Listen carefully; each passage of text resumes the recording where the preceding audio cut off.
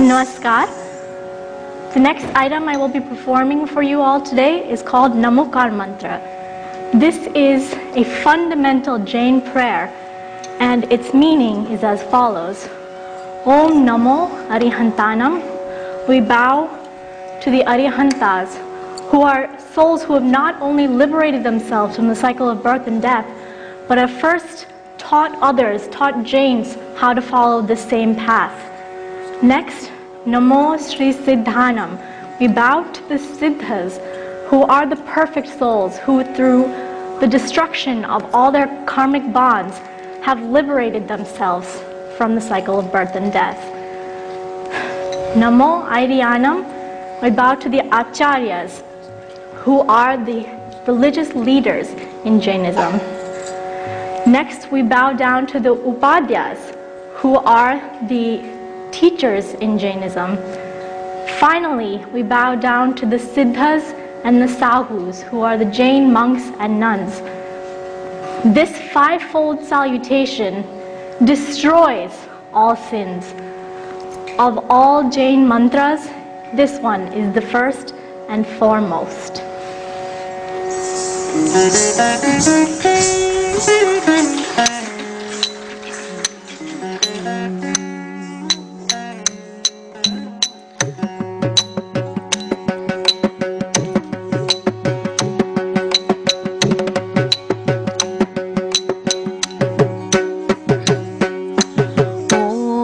Namo Variyantanam.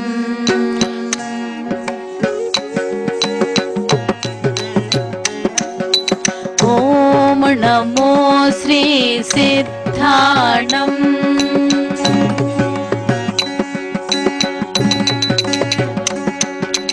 Om Namo Airyanam.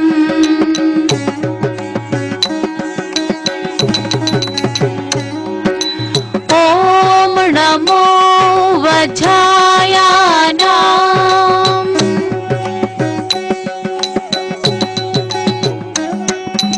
Namo Love Savasahunam.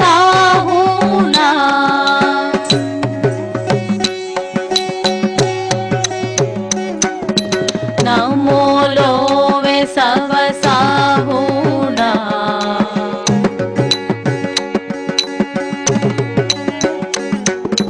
Namo Love Savasahunam.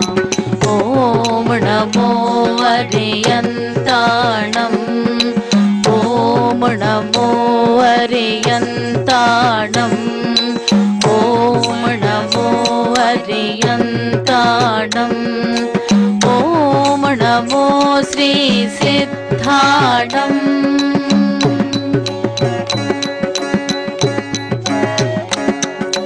Om Namo Airyanam.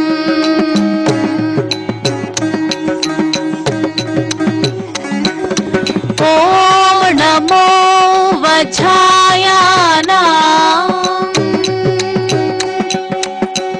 Tanata chanu tatana tanata tam tatata chanu. Tanata chanu tatana tanata chanu. Tatata chanu. Om Namo Vajrayanam. Namo Love Savasahunam. Namo Love Savasahunam. Namo Love Savasahunam. Om Namo Ariyantanam. Om Namo Sri Siddhanam. Om Namo Airyanam. Om Namo Vajrayanam. Namo Love Savasahunam. Namo Love Savasahunam. Namo Love Savasahunam. Eso Panchanamokaro Savapapa Panashano. Eso पञ्चनमोकारो सर्वपाप पनाशनो मङ्गलानाञ्च सवेश परमं हवै मङ्गलम् मङ्गलानाञ्च सवेसिं परमं हवै मङ्गलम् परमं हवै मङ्गलम्